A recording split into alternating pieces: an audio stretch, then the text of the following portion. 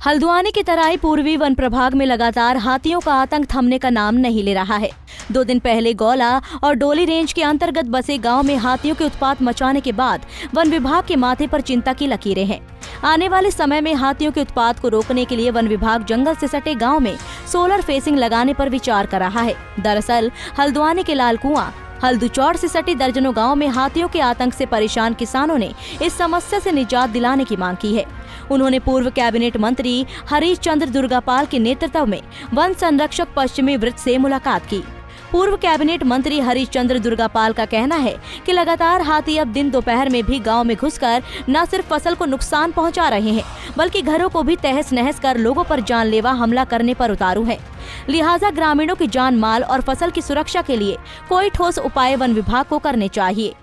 देखिए, जो किसानों की बहुत महत्वपूर्ण समस्या है हाथियों से निजात दिलाने के लिए, आज आबादी क्षेत्र में हाथी घुस रहा है रात को, और पता नहीं कब किसके ऊपर क्या न कर दे ये कोई कह नहीं सकता है। हाल ही में एक मजदूर मारा गया है, कुछ लोग घायल हो गए, बहुत बुरे हाल हैं, फसलों का नुकसान हो रहा है।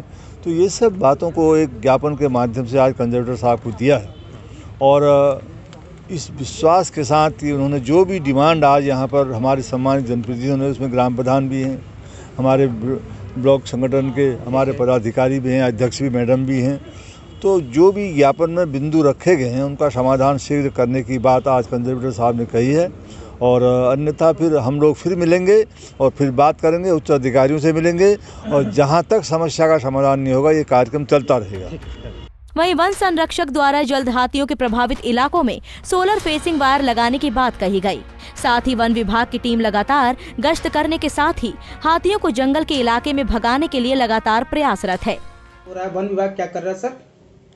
हाँ, अभी कुछ ग्रामवासी और ग्राम प्रधान लोग आए थे, एक्स MLA साहब भी यहाँ पर आए थे। उन्होंने ज्ञापन दिया है। हाथी का जहाँ तक बात है, हाथी का आवाजाही इधर कुछ है इन गाँव में, जिसकी वजह से कई जगह पर नुकसान भी होता है।